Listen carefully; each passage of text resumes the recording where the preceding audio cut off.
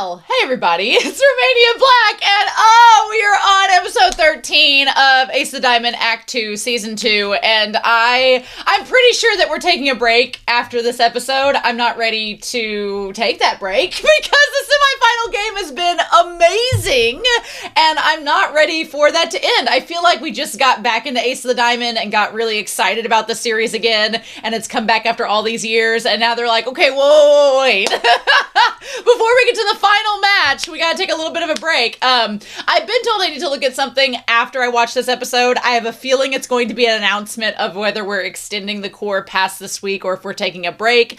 I think we're gonna be taking a break, but it's so weird that they haven't announced anything until like the last day of the series, which makes sense. They did that in the manga too. They took like a 3-month break after the semifinal game before they even started the final game, which would be 3 months after. This is practically July. So July to August, August to September, September to October. If they were doing the same thing, they would be taking a 3-month break and then starting again in October, which would be absolutely hilarious. So we'll see if that happens. We'll see if that goes down. So, okay.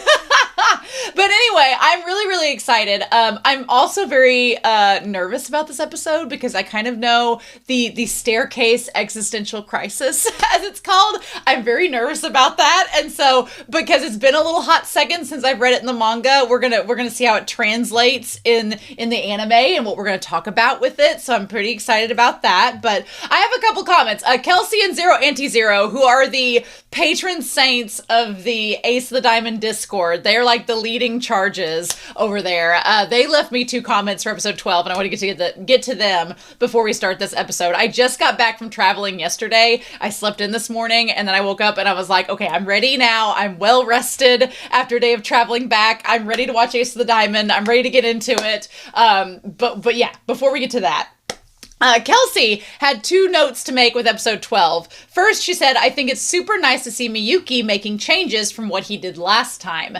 Last time, when Sawamura hit Shirakawa in the hit by pitcher, Miyuki did not walk up and talk to him after the dead ball and really regretted it after that. So this time he made sure to go see him, and it worked. I thought that was...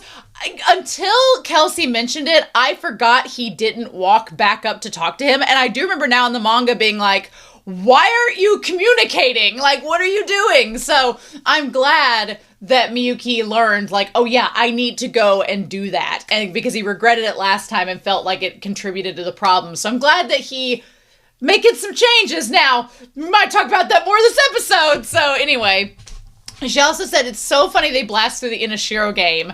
I remember in the manga, we were all debating about how many chapters they'd spend on it, and we landed on 2 or 3, and then they zip by it in 3 pages.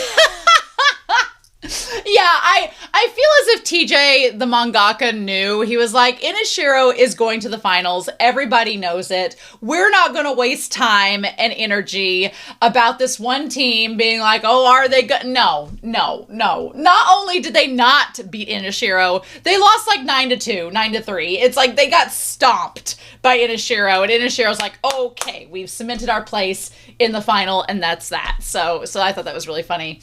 And then Zero Anti-Zero, he had 2 comments about episode 12 as well. They actually were commenting on episodes 9 through 12, which have been just just peak Ace of the Diamond.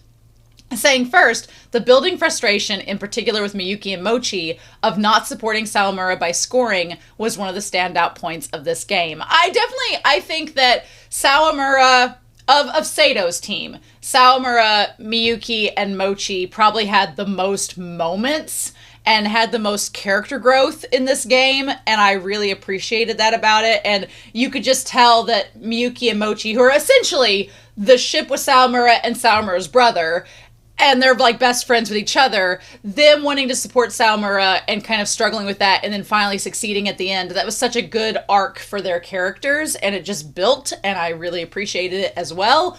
And then Zero Anti-Zero says, and then there's Miyuki's thoughts of Sawamura's pitching, quote unquote, taking them into the future.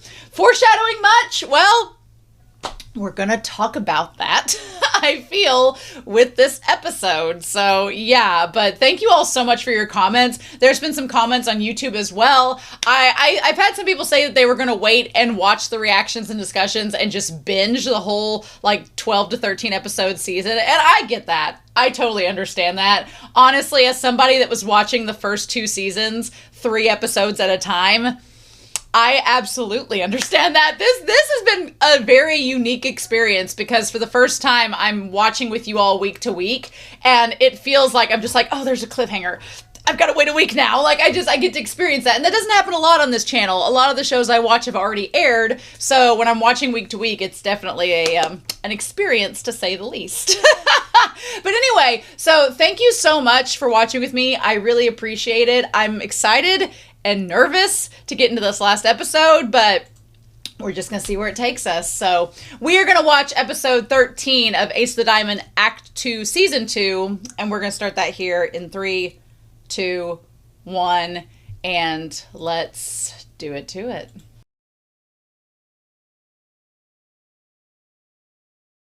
The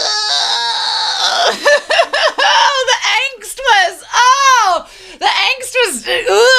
I'm glad that I'm watching this after I've read the manga and some time has passed, because it definitely gives a new perspective when you see it over again and you get to kind of see it animated and see the monologues and everything and how they work. But oh my god, here's the thing. I empathize and relate with Sawamura so much, not only as a fellow Taurus, because we're both Tauruses, but because I feel like some things that Sawamura thinks in this episode and some of the self-doubt and imposter syndrome that he has, I can relate entirely to, and I've been where he's been at. And so when you see it from an outside perspective looking in, you're just like, what are you doing? But I completely understand where he's coming from, and the miscommunication as a communications and English major, I'm like, ah! But I can't blame Miyuki, because I think Miyuki realizes too late that he shouldn't have said anything yet, and we're going to talk about it, but he has no clue that Sawamura was eavesdropping and heard what they said. He has no idea. So I'm like, there's a part of me that's like, Sawamura, just tell him what you think and just tell him how you feel. But it's a freaking shoujo romance, and TJ's not going to do that. Which, it's going to work itself out in the final game. But I really do. It's going to work itself out in the final game. They better animate that extra bonus chapter. That's all I'm saying. They better animate that extra bonus chapter in that. They best be doing that. Because otherwise I'm going to be like, So I'm going to start this and show you all, because Kelsey in the Discord, before I started this episode this morning, she was like, you need to go and look at Shimoyama's post in the Discord. And I was like, okay, I will do that because you've told me. So here in 3, 2, 1, we've got a visual for the second cour of Act 2, Season 2. We've got that. That looks so great. Oh my god. Miyuki versus Mei. I mean, they kind of hinted at it. It really is. I think it's fascinating that normally in a sports anime, you'd have 2 pitchers going against each other. Like, it would be Sawamura versus Mei. But really, it's these 2 third years who have history, and Miyuki made the choice to go to a different team so that he could face off against Narumiya rather than play with him, which speaks volumes in itself. Like, that's the X moment. That's the moment where he's like, hey, I'm breaking up with you because I want to play against you, not with you. And Mei's like, what the fudge? And Shirakawa's like, how could you say such a thing? And Carlos is like, bold move. So yeah. But apparently it's coming out in October. So yes, 3 months. They're doing the same thing they did with the manga. 3 months after we get this, which is just enough time for me to sneak in another sports anime on the channel before we get started. So fun times. But yes, oh my god. So yeah, I am very excited. Very excited to see what we get with this game. The finals game, a lot of people love the semifinal game because it really is Sawamura playing the whole game, and it's him at his finest. And obviously we know that we're starting out with Furuya in this game, which I'm not mad at. I feel like against Mei, you have to, and they're gonna try to make up for the mistakes. And you know what?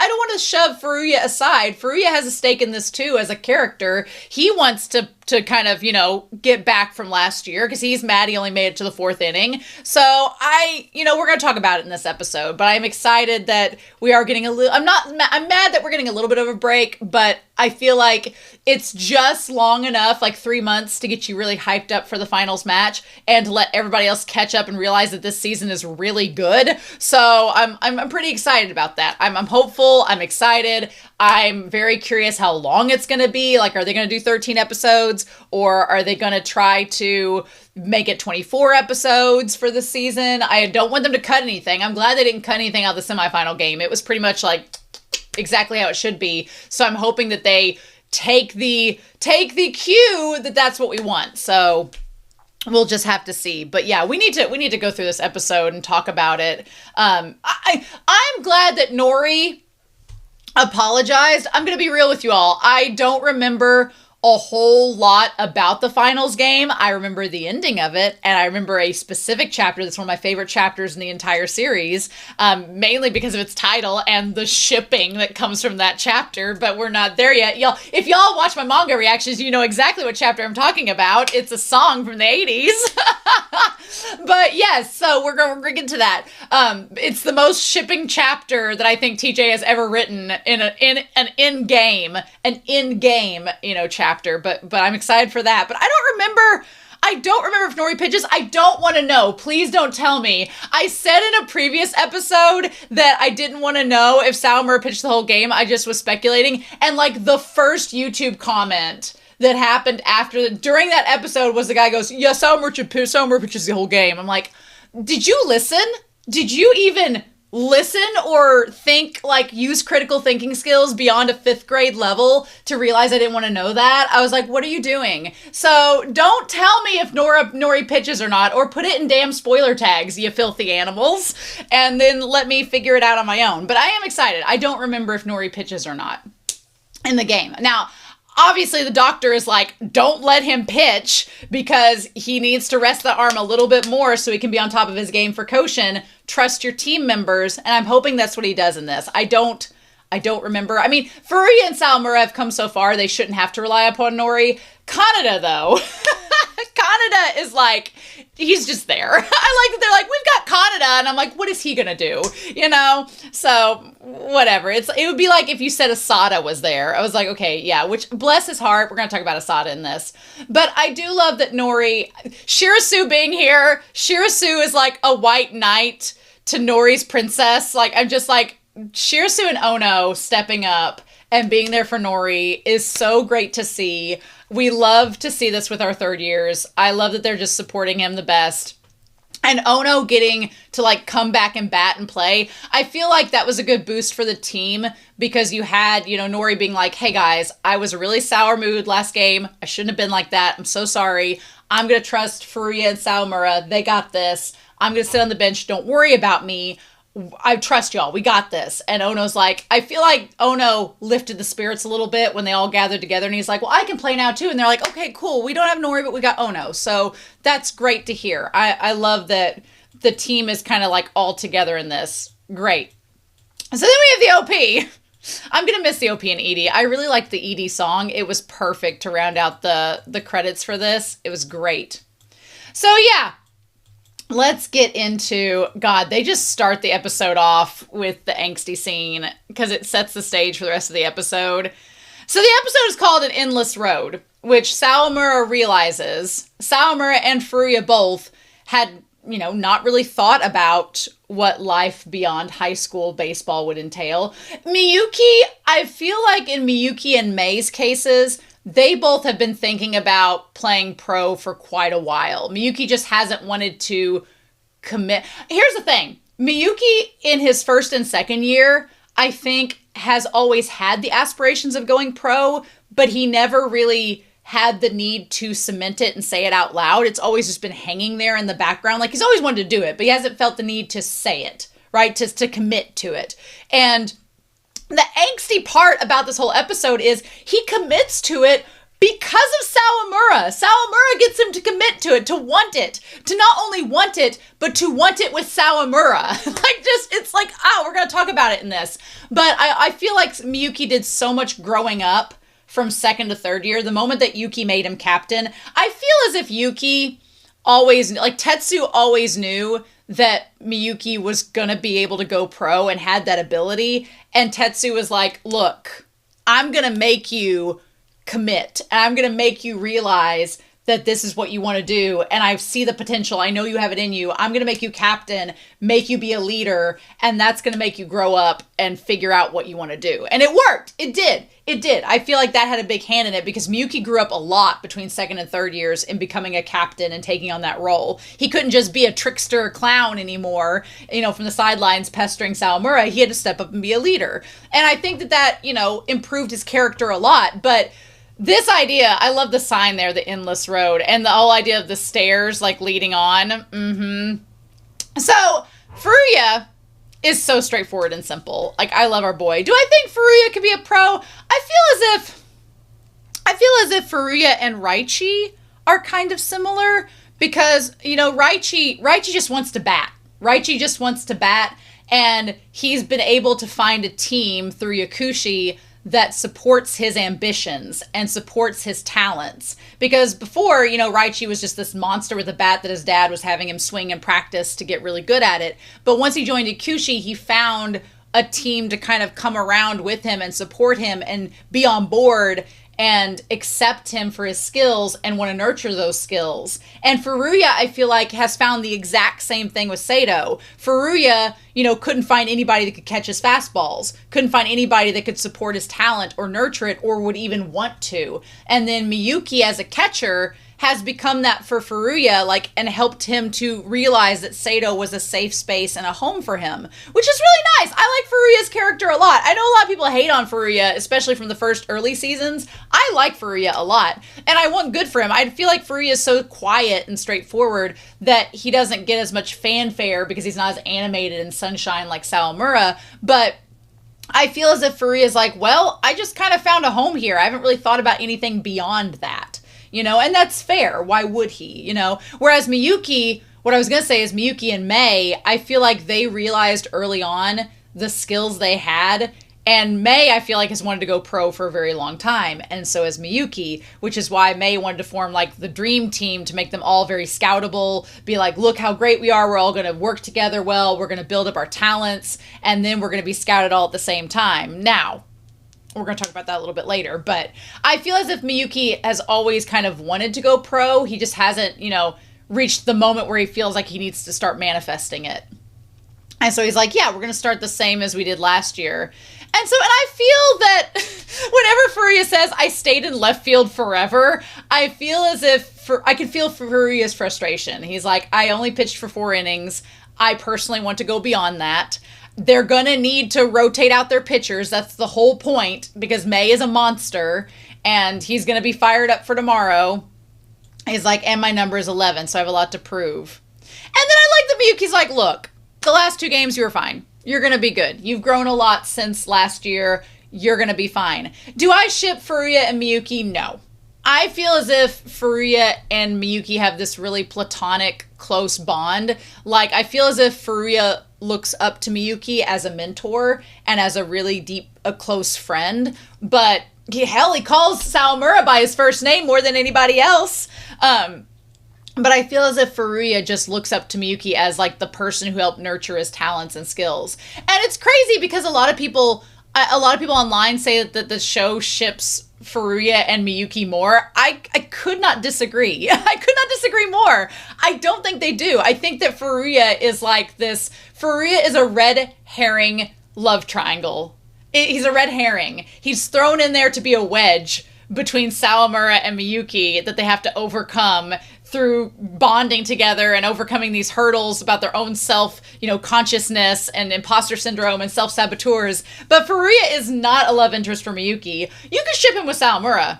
I see the vision. I see that for sure. But I'm like, no, Furuya and Miyuki, no. But I feel as if people think that the show wants to ship them together, and they really don't. They're building a bond. And I think that's perfectly fine. But here's the thing. So he's like, I can't afford to lose to Aijun. In the manga, there is a moment where Miyuki kind of stops whenever he says Sawamura's name. Miyuki is 100% on the Sawamura bandwagon. Miyuki is just kind of tsundere and doesn't want to say anything about it because he doesn't want to manifest it in the sphere because he's afraid of, like, what it will lead to. And I understand that. I totally get it. If you've read Crossfire, you know, I feel like the author of that fanfiction gets Miyuki's mentality perfectly based on this. But yeah, this is where it starts. So he's like, yeah. He's like, his pitching exceeded my expectations as a catcher. That's high praise. Miyuki does not praise people like that, just willy-nilly. He does not. He's like, it's a pitching worthy of an ace. As a cleanup hitter and as a partner, I wanted to support him however I could. And that is exactly how it was in the semifinals game. Miyuki was wanting to get up to Sawamura's level to help him because he's like, I don't want to let my partner down and drag him behind. Which for Miyuki as a third year to say that at the level that he is at is such praise to Sawamura. Now, Miyuki could say this to Sawamura, but he's not going to because that's the way he is. And I feel as if Miyuki views Furuya as a safe space to say this because he knows. I mean, here's the thing. Furuya to say Sawamura's first name out loud to Miyuki, I feel signals to Miyuki that Furuya deeply respects Sawamura and deeply understands what Miyuki understands about him and how good he is and how far he's come because these two have been the closest in training and being with Sawamura. So I feel as if Miyuki views this as a safe space to talk about Sawamura and he has no one else to really do that with. So he thinks that he's, in this moment, Miyuki kind of gets swept up in how much Sawamura makes him feel. And he feels like he can just say this out loud that he's been, thinking the entire game. He's like, I wanted to support him however I could. And then, I mean, that face alone, that face that he gives, that's from Sawamura. Sawamura has made him feel so excited. Sawamura has made him feel invigorated and like he's enjoyed this battery more than anything else. And he's found this safe space to tell Furuya about it because he's like, Sawamura's really got me hyped up and I'm like this. Should he tell these things to Sawamura? Absolutely. But he's kind of just swept up in the moment and feels like he can talk to Furuya about it. And the worst part about all of this is I just wish Sawamura had kept walking towards them. I wish Sawamura had gotten the gall and the gumption to go up there. But then, there's this big what if scenario. If he went up there and talked to him, would Miyuki have retreated into his shell? Probably. Would he have tucked back into his shell and been like, yeah, I'm not, whatever. Let's keep practicing and talk about the game tomorrow. Would he have done that? Probably. He probably would have. But we don't know. And that's the big what if scenario. But Sawamura goes up there and he's like, there they are. Like, And that's when, and what Sawamura and Furuya do not know, like the team knows that Nori's injured. They know he has an injury. What they don't know is that Nori has been Shirasu and Miyuki are the only ones that really know that Nori is not contemplating doing baseball after he graduates. They're the only ones that know. Nori has told Shirasu that he's not doing baseball after high school because of family reasons. And then Miyuki has found out that Nori is not going to do baseball past high school because of injury reasons. So they're the only two that really know the extent of Nori's, like, post-high school plans. Everybody else just knows something's wrong with his elbow or he has an injury, and they just want to make sure he's okay. But they don't know how long-term the injury actually is, which is kind of a big deal.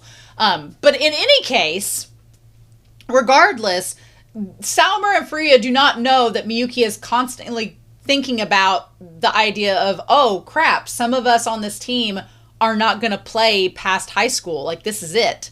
We're never going to get to play with them again or against them on the field again, which is a real life thing. So many people play in high school, and obviously baseball in Japan is a whole different breed than it is in the US, but so many people play in high school and then they never do it again after they graduate. It's like that sport is over, which is crazy. But it's, Miyuki's got this existential, like, contemplation now. And so he's like, Furuya, have you ever thought about it? Have you ever thought about the world beyond this one? Have you ever thought about pitching as a pro. What makes this so angsty is that what prompts all of this for Miyuki to ask Furuya is because he's thinking about Nori and he's thinking about Sawamura. And neither of these two boys know that. And so Sawamura, is so angst-ridden because he's like, why are you... He's like, this is where I relate to Sawamura.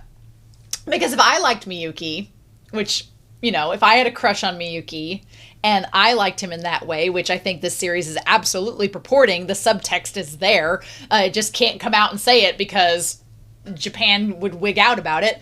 But I think that it's there. If I had a crush on someone, and then they talked about going pro in front of someone else, I would be jealous. I would feel like, why are you telling them and not me? Why am I not the person to hear this about? If you love being in a battery with me, why are you telling the other pitcher this and not the person you love being in a battery with? And the reason why is because Miyuki just gets swept up in the moment and he has to tell someone, so he asked Furuya. And the thing about it is, I think at this point, which is Miyuki's mistake, kind of, not really, but we're going to talk about it, I think Miyuki views that whatever Furuya thinks is also what Sawamura thinks. He's been viewing the two of them as a unit since year one that they've been there. He's been viewing Sawamura and Miyuki as his two pitchers, and he has had access to both of them. And I feel like Furuya believes that if Furuya is thinking about going pro, well, then Sawamura is probably thinking about it too. If Furuya is not thinking about going pro, then Sawamura is probably not thinking about it as well. And that is a very flawed way of thinking. They are not the same people. They could not be more different. But, he's not wrong because Sawamura admits later on he hadn't really thought about it. But Sawamura overthinks a lot of things. And Furuya does not overthink anything. That's the difference. And that's where I think Miyuki kind of gets caught up in making a mistake, is he believes that he's like, well, if Furuya's bothered by this, then Sawamura's probably going to get bothered by this too. No! Furuya is very simple and straightforward. Furuya's just like, well, I guess I'll go pro if it works out. He's kind of like Raichi, I feel like if Todoroki, the dad, wasn't pushing Raichi to become pro, then Raichi would just see if it happened or not. But Todoroki's like, no, you're going to go pro. I'm going to make sure of it. But I think Furuya's kind of like Raichi in that sense, where he's like, well, I just like doing this. I'll see where it takes me. I don't think Sawamura had thought about it, because I think Sawamura was just caught up in playing with the team and playing with Sato, and he hadn't been wanting to contemplate what would happen after this season because Miyuki's going to be gone, but now it's suddenly what's going to happen now that Miyuki's going to be gone, and now it's put out there. But I don't blame Sawamura for feeling like, well, why'd you tell Furuya and not me if we mean so much as a battery? But the thing is, Miyuki was just in the moment caught up and swept up because of Sawamura that he said it. And he's like, yeah. And he's like, I know, I've avoided bringing it up. And I think this is important too. He's like, I don't want to bring it up because I don't want to put it out there. And Miyuki's a private person. He doesn't really, we've seen how private he can be with his personal life. He's like, I don't really want to put it out there. But now that we're at the finals, it feels like, and now that he's been pitching with Sawamura and realizes what that feels like, he's like, I want to go pro. And I love how they have him in the shadows, where he's like, I really want to go pro. Like his inner thoughts are kind of dark and murky, but he's very definitive about, he's like, I want to be a pro player. Now, he doesn't say the second part of it being like, I want to be in a battery with Sawamura pro. I want to pay my dad back for the freedom that he's given me. I love that. I love these, like, I want to be a pro baseball player in Japan. My dad has let me do my dream. I want to pay him back. And I love that. I think that's so beautiful. And they're like, oh. And so Sawamura, I hate that he turns around. I hate that. I hate it so much. I'm like, go up there and talk to him. Although, I honestly think if he did go up there and talk to him, then Miyuki would have shut up. He would have been like, oh, never mind. I think he wouldn't have told him. Because I think, I don't know why people that like each other can't just communicate. I don't know why. I wish I could explain it, but I think it's that fear of rejection. I think it's that fear of rejection that keeps it from happening. And so Furuya to Miyuki is a safe space because he's like, he doesn't care if Furuya rejects him because he doesn't like Furuya. And he doesn't think that Furuya will judge him for his thoughts because it's Furuya. He's straightforward and simple. But, compared to Sawamura, I think that there's so much tension there that it's like... There's so much tension there. I'm like, you boys just need to make out and talk it through. And Furuya's like, well, I haven't thought about a pro career yet. And he's like, well, the scouts are coming to watch you. And this part here, I wish Sawamura would have heard it, where he's like, they're going to start coming for him too. Miyuki's like, the scouts are going to come for Sawamura, asking about him going pro. I'm like, Sawamura doubts himself so much that I wish he would have heard Miyuki say that he believes in him and that he thinks that they're going to like come to scout him too. I wish he would have heard that. I could stomp the floor so hard that TJ makes him go away before he hears it, because that's the thing. And again, Miyuki is kind of viewing Sawamura and Furuya as this package deal where he's like, they're going to start scouting you. They're going to start scouting Sawamura. And then Furuya's like, well, the way I play, it's from you teaching me and you gave me a place. He's like, I just want to fight with you as many games as I can. And I can see, don't get me wrong, I can see why Miyuki would kind of lump Sawamura and Furuya together here, because Sawamura was thinking the same thing as Furuya. He was like, I was just focusing on our time here at Sado and how many games, like we're just second years, so we really haven't thought that far ahead. And Miyuki, I don't think Miyuki was the same way, but I think Miyuki can understand that. And he kind of just laughs it off. He's like, that's all I've been thinking about since spring. And he's like, you're so straightforward. And he's like, you guys really are something. See, he says you guys really are something. Like, he thinks Sawamura thinks the same way as Furuya, which is not wrong. They both do. They both at this point are just thinking about their time with Sado. What Miyuki is wrong about is how they react to something like this. Like, Furuya's just like, oh, I hadn't thought about going pro. We'll think about it. I don't know.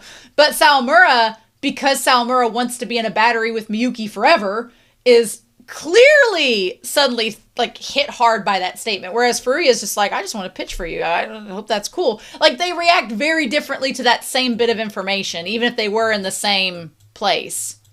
And Miyuki being like, you guys should stay the way you are and never change.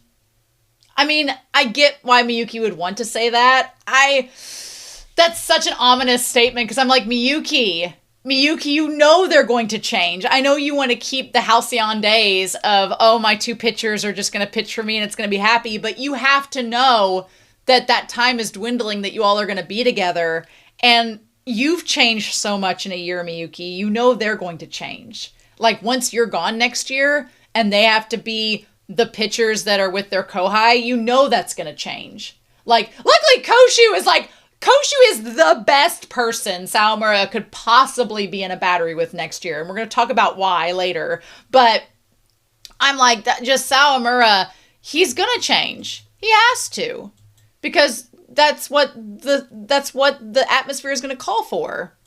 So yeah. So Masashi's gearing up, trying to practice batting against Naramiya. We'll see how that goes. I love that they're like, Zono, you're injury prone. Tape up. Get yourself together, dude. Like, gearing up with that. Haruichi's practicing. Mochi's watching, like you do.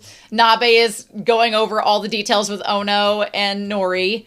Nori is, debating on what he should do. Aso needs to get it the frick together. I feel like they cut something out of him and Zono going to the coaches, but maybe they built that up. Maybe that part with them and the coaches was made mysterious so they could come back to it later in the actual game. We'll find out. But I'm glad Aso is like putting his potential girlfriend aside. Like, come on, guy. Like, just wait till after the game. And then Sawamura. They made him look devastated. I love that Koshu and Asada are immediately the ones to notice. And they're both like, what's wrong with Sawamura? Also, can we talk about Asada? Look, y'all, I am an Asada stan. Our little microbean. Look at him. I want Asada. I don't remember the name of that pitcher who's freaking tall. He was in like one of the earlier seasons. Was it Maki? Was Maki his name? He was like really tall. And they made a big deal about like how it's really advantageous for pitchers to be tall because you've got more like space to do things and you can be more like threatening. My agenda is I want Asada supremacy, third year Asada. I want Asada to be like 6'7". I want him to be huge. I want him to bulk up like Sawamura did in his second year. And I want Asada to go from being this tiny little innocent piece of angel food cake to being a threat. I want that. I want Asada versus Akamatsu for Inashiro. I want that together with Koshu as a battery. I I need it. Maybe Asada and Yui might be interesting though, honestly. But I need that in my life. I need that so badly. I want Asada to come out and be the best pitcher. TJ will probably never draw it, but I want it so bad. But then look out, Sawamura. And I get the imposter syndrome. I really do. I get the imposter syndrome. I get feeling inadequate. And I get that 100% because I have been there. I have felt the way Sawamura has felt. And like, even when people try to like amp you up and be like, yo, you're great, everything's wonderful, like, you still feel that self-doubt. And it makes me emotional because I understand where Sawamura is coming from. But I just want to like shake him and be like, my dude. But it's so heartbreaking. Because in Mia's mind, he's like, Miyuki's never talked about where he's going to go. And TJ, for a series, anybody that's questioning whether anytime anybody's like, I don't really see Sawamura and Miyuki and like the tension and like them trying to ship them together and throwing angst in. After this scene, I will accept none of that. Because he's like, anytime you feel like throwing the ball, let me know. I'll stick with you as long as I can. And at that point, you understand why Sawamura is sad, because he's realizing that Miyuki is going to retire soon. He's like, win or lose, we've only got a month left at best. Like the angst of we've only got a month left is hitting him at this moment. It's all starting to like become real that Miyuki is going to be moving on and going on to other things. And Sawamura is like, shit, I only have a month left with him. I love Koshu just standing there being like, what's going on?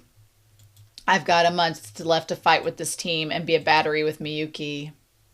And him hearing that Miyuki wants to go pro, I don't think Sawamura is surprised by that. He's like, I've never heard the Cap talk about that. And this is what I'm talking about. If you have ever questioned on whether the series is making this an angsty shoujo romance between these two disguised as a sports anime, this is the moment, because he's like, I'm not the one he said it to. Well, but you're the reason he said it in the first place. I'm like, that's the miscommunication. I can't be mad at Miyuki because Miyuki just didn't know Sawamura was there and he needed to tell someone and get it out of his system. But I want to shake Sawamura, and I'm like, he said it to Furuya because you inspired him. He's excited to go pro, and he believes you will go pro too, and you will play together. I'm like, baka! And he's like, I'm not the one he said it to. I'm like, that moment is pure angst. Pure romantic angst.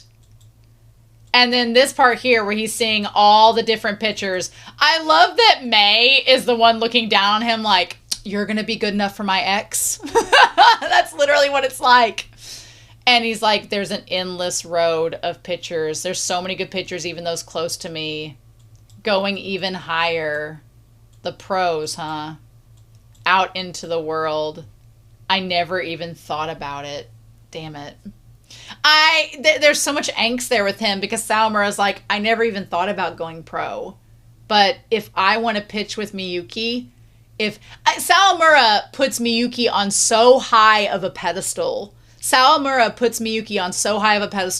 He's like, if I'm going to go pro, I have to be on the same standard, not only as Furuya, but I have to be on the same standard as May on these other amazing pitchers. I have to be just as good, if not better than them, if I'm going to have a chance of pitching under Miyuki.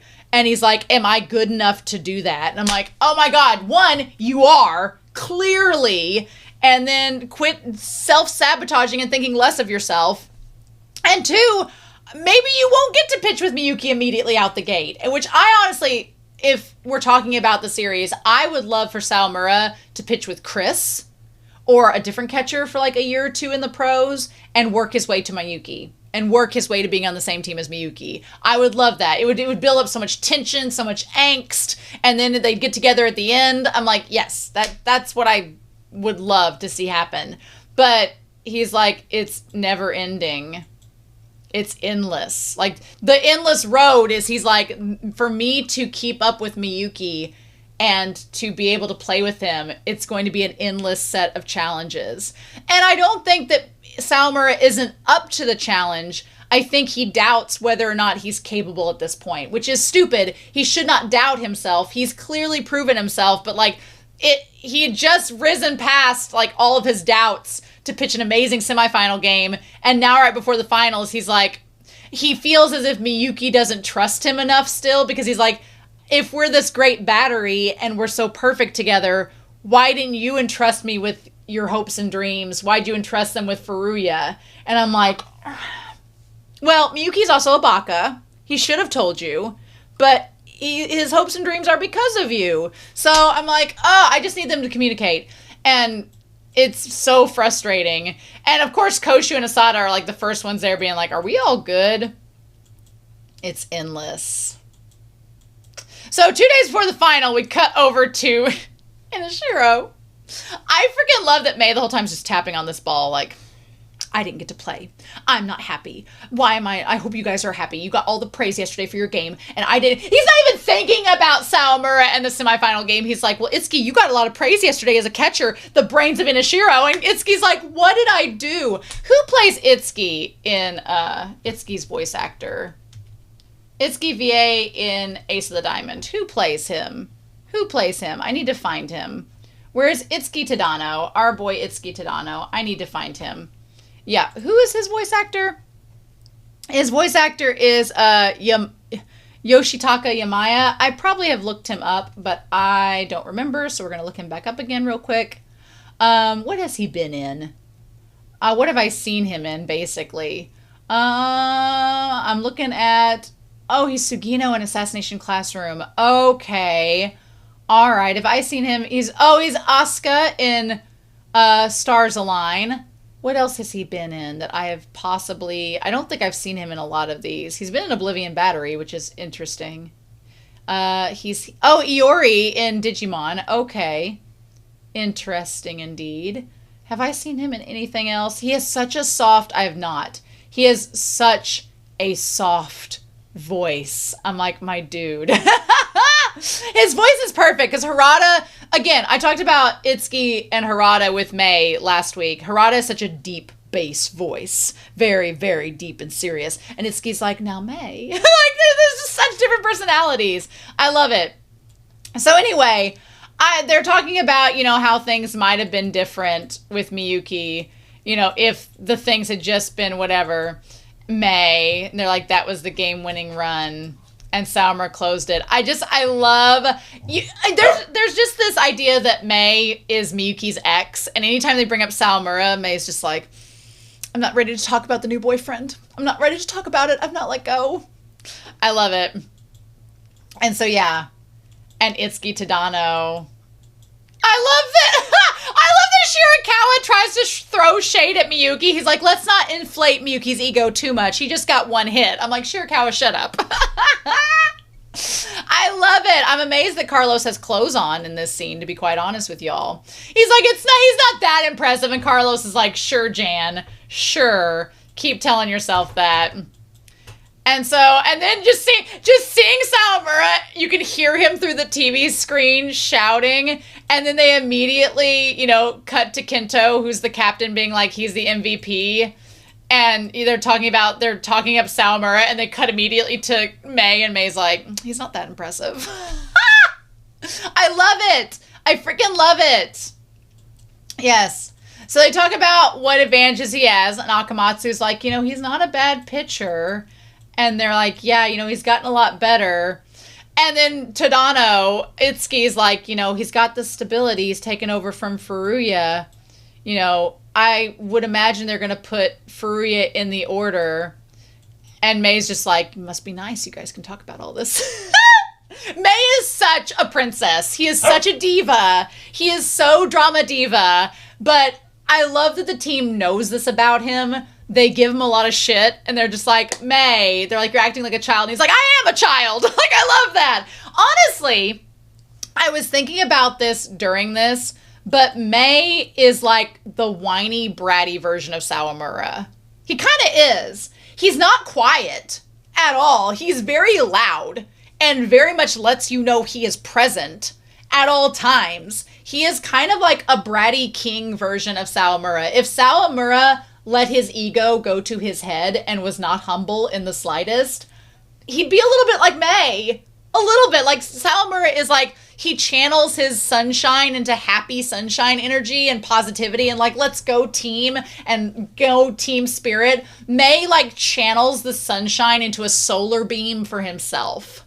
And he's just like, I am a diva that is shining like a diamond. Worship me. And Sawamura like instead exudes that sunlight so that it affects everybody. Sawamura makes a Care Bear stare. May makes a solar beam. That's literally the difference between them. But yeah. And everybody kind of like revolves around him like they revolve around Sawamura. And he's like, that's Archidado-san, the crux of Inishiro's defense. Heir to Masa-san's uniform number. That to me in that moment, because I feel as if May, like seriously, if you think about it this way, Itsuki taking over for Harada, for Masa, is kind of like Koshu about to take over for Miyuki, right? And Sawamura is in the position where he's older than Koshu, like May is older than Itsuki. And which Itsuki, I said last episode he's a first year, he's a second year, but he's a year younger than May. That's what I meant.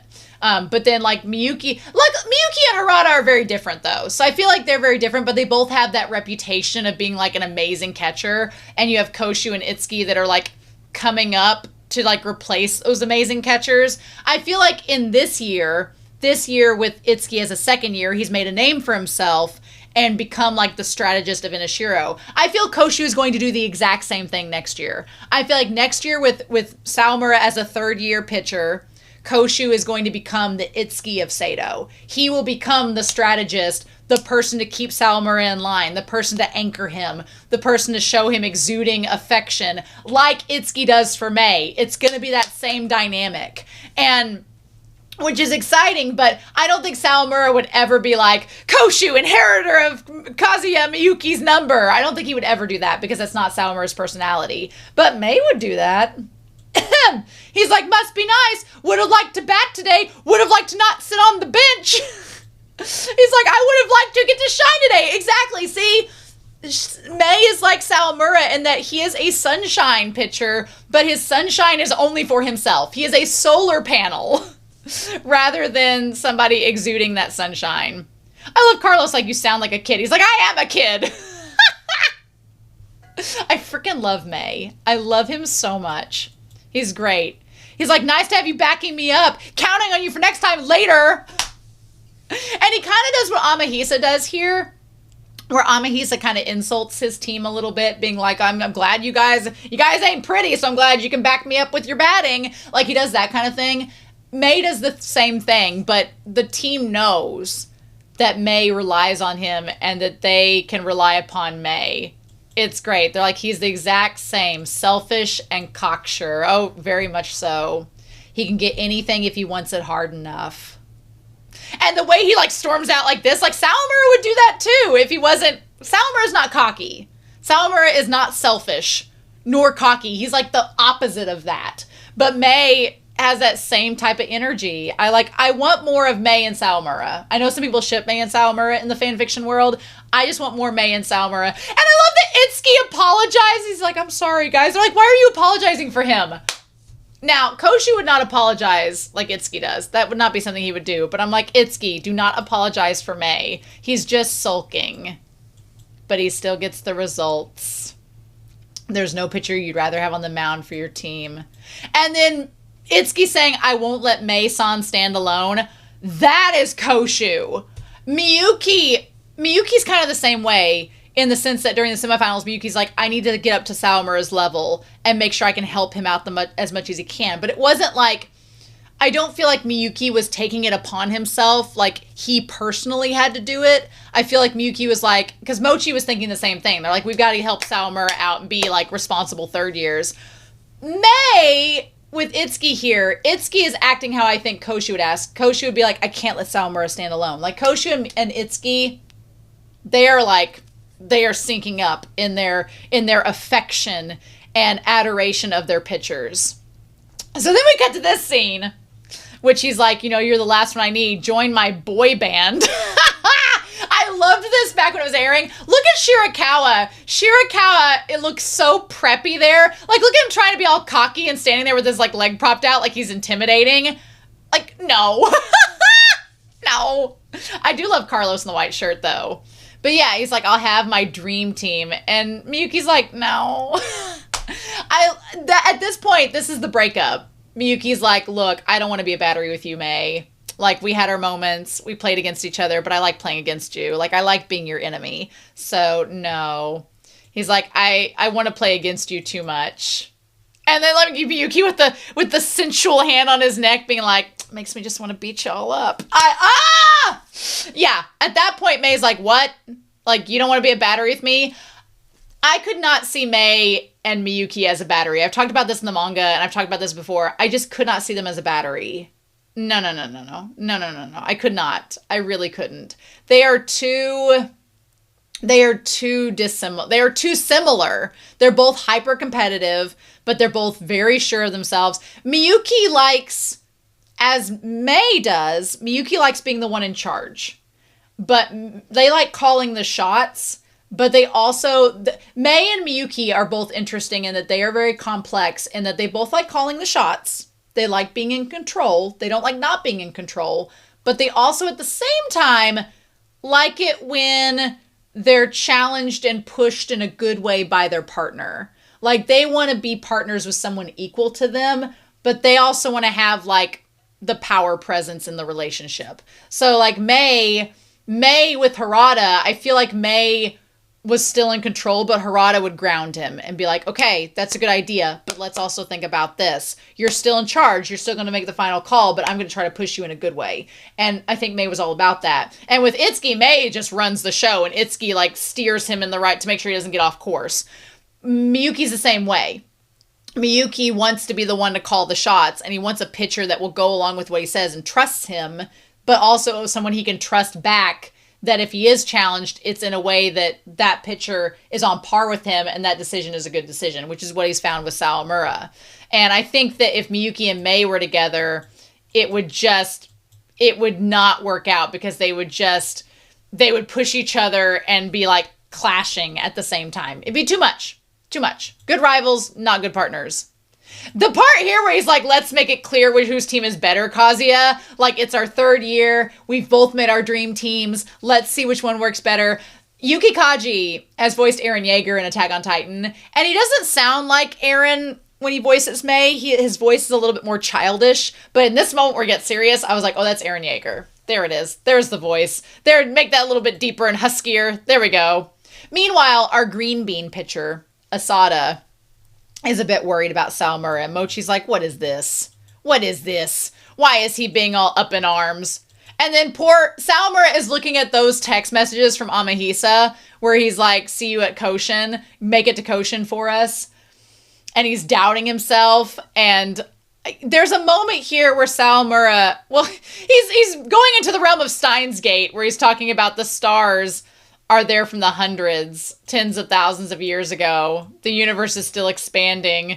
Earth has been drifting through the universe for 4.6 billion years. He's like, there's always going to be bigger and better pitchers out there.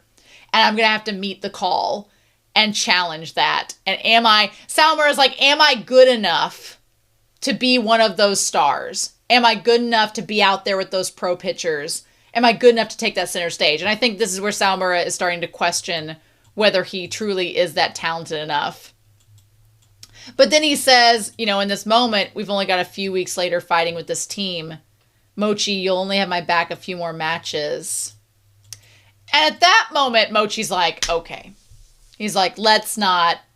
I think Mochi understands a little bit of where Sawamura is coming from at that moment. He's like, oh, he's thinking of how rough this is going to be. And Mochi felt the same way last year with Rio and the others. So he gets where Sawamura is coming from, but he's like, you gotta snap out of that. We got games to play between now and then. Just get some sleep. He's like, well, now I'm fired up on adrenaline. And then Koshu's like, you need to come up and see the captain. I love that Asada's like, Koshu told the captain, as he should. So meanwhile, we get this moment with Aso and Zono. I feel as though, he's like, are you sure you're all right with this? And he's like, no need to worry. And he's like, I'll be able to put it behind me once the game starts. So, I feel like Aso is saying that he can start the game in the outfield and it's not going to be a big deal. He doesn't want to put Masashi up front to start with. And Zono's like, hey, my foot's fine. We're going to be good. I don't remember if they talked about this scene more in the manga or if they kept it intentionally this mysterious until we find out later in the game. We will find out. But yeah. Okay. This look from Katioka is, you better not let some vagina keep you from playing a good game. That's literally what he's saying. That face is like, put your cell phone down. Worry about girls later, so. So anyway, but yeah, he's like, I understand, a true man. Okay, we'll see. Then we go back to Sawamura just pouting. I always forget about Miyuki and Koshu's roommate. Who is this man? Who is this second year? I don't remember him. Does he do anything in the game other than put up with all of the passive-aggressive sexual tension between Sawamura, Koshu, and Miyuki? Is that all he does? I feel like that's all he does. But yeah. So Miyuki's trying to go over strategy. We're going to use this next game. He's like, are you listening, Sawamura? And Sawamura's frustrated. He's like, you usually relax in here like you own the place. Yeah. Like, what is going on? He's asking weird. And he's like, even if we make it to Koshin finals, how many more matches do we have? And Miyuki's just like, he's like, with you and me as a battery. Now, Koshu's like, oh shit. Him and Miyuki. He's like, I don't think Koshu's jealous. I don't think Koshu gets jealous. I think Koshu is just like in protect mode at all times. But Miyuki's like, why are you thinking that far ahead? And Miyuki is very correct here. He's like, you've got to focus on the game 2 days from now, or we won't make it past the game 2 days from now. And I have preached that to the ceiling. As a coach, you cannot think of the future. You have to only think of the present, the now, the what can you do now? How can you be good now? Do not think about finals. Do not think about the future. Think about yourself in the moment. That's what you have to do. And he's like, and then Sawamura, he's like, well, you're the one who, and this is the part where he's like, you're the one who was talking about the future. So how can you say that to me now? And I wish he would have just said it. I wish he would have just said, I overheard you two talking about being in the pros. I wish Sawamura would have just said it. But Sawamura's like, I don't have the right to bring it up. And I feel like Sawamura, he's like, I shouldn't bring it up because it's my own fault for eavesdropping and it's my own fault for letting it bother me. It's not Miyuki's fault for saying it out loud. But, And I'm glad Miyuki spoke up here, and Miyuki's like, we won because of you. You were the reason we won. We're counting on it next time, too. The pitching of our ace. And I feel for Sawamura because I think he's like, damn it. He's like, why am I being so upset about this? I shouldn't be upset. And I know that feeling. I have been in Sawamura's shoes. Not with baseball, but with other things where I'm like, I should not let this upset me. But it is upsetting me. And so what do I do about that? And I feel for Sawamura, who's trying to wrestle with these emotions. And he's like, I'm just going to throw the best pitches that I've got into your mitt. So you better get ready. And he's like, get ready? What's he mad about? I figured you'd be the one he'd tell. And Sawamura's like, why am I lashing out at the captain? Every game I can get, every inning I can get. I just want to fight on with this team. Yep. So we find out medial epicondylitis is what Nori has. We're going to talk about Sawamura a little bit more here in a second. I like that this doctor gets onto Katioka, though. He's like, make this kid rest. Make him be patient so that he can play for Koshin. Now, he says if you push it and the tendon tears, you're going to need long-term treatment. So, I can't remember if Nori plays in the final game or not. But if he does tear it, then he won't be able to play in Koshin. So, I think either way, I don't remember if he does or not. I guess we're going to find out, but I can't remember. I mean, either way, I think Katioka is going to make the right decision to, like, make sure Nori is on top of it. And he's like, do you want to go? Do you want to be Inashiro or not? He's like, you heard him. Trust in your team. And I like the doctor explains. He's like, I'm not trivializing this. You have to be patient. I'm making sure you know what's at risk here. And he's like, I want you to play with your team as long as you can, but you just gotta be patient. So meanwhile, Miyuki is like, he's like, if I can throw like this in the game, I should be fine. He's like, with this. And then Miyuki's like, forget what I said last night, Furuya. He's like, I feel the same way as the rest of you do. For the sake of fighting just one day longer.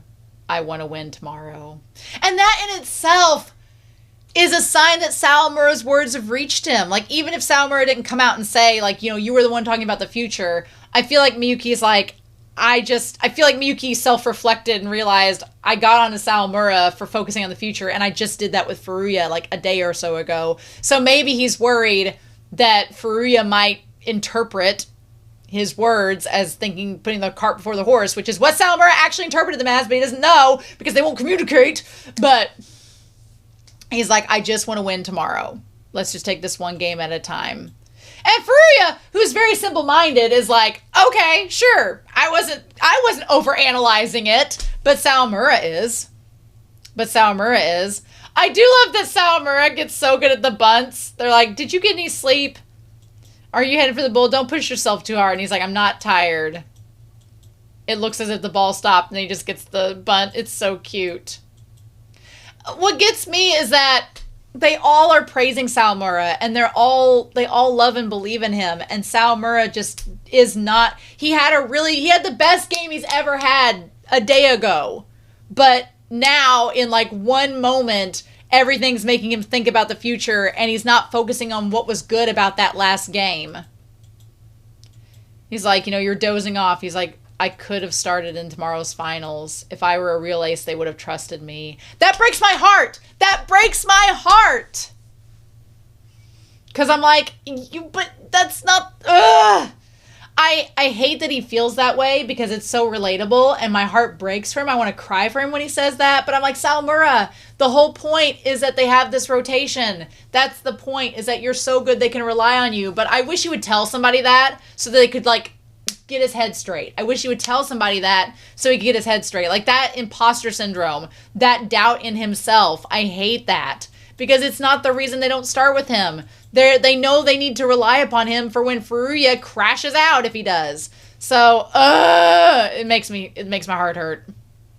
So, Nori is like, look, I don't like it, but yesterday's match has made it clear that I'm not going to be of help. So I need to trust in my teammates so that I can be good. I need to rely on my underclassmen. I'm entrusting my hopes to them. So yeah, so then Koshu asks, because Koshu is going to be like, Koshu is like freaking Velcro to Sawamura because he's his emotional support wolf. And he's like, do you want me to practice with you? And of course Sawamura is being angsty. And he's seeing Miyuki over there batting. And he's like, yeah, let's go do it. Miyuki's batting over there because he wants to be up to your level, sir.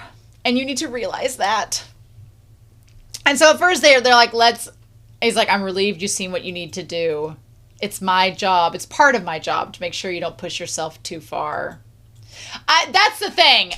Koshu is the Itsuki to Sawamura's Mei. Like, Koshu is going to be the anchor for him next year. I honestly would love to see the Koshu and Sawamura battery next year. I think that they would be amazing together. I think it's a totally different dynamic than Miyuki and Sawamura, but I would love to see it. So then Nori apologizes and says, I'm entrusting you all to it. I'm going to be rooting for you all tomorrow. Carry us through. And it's just, yeah. Shirasu looking so fiery. Like, Shirasu's gonna be fired up to help Nori. Absolutely. And Ono's like, I'm gonna be able to play too. I love that. He's like, you made it in time, Ono. And so, yeah, Nori's accepted it for the time being. Kawakami was the last person on the mound. He feels strongly about the match against Inashiro more than anyone.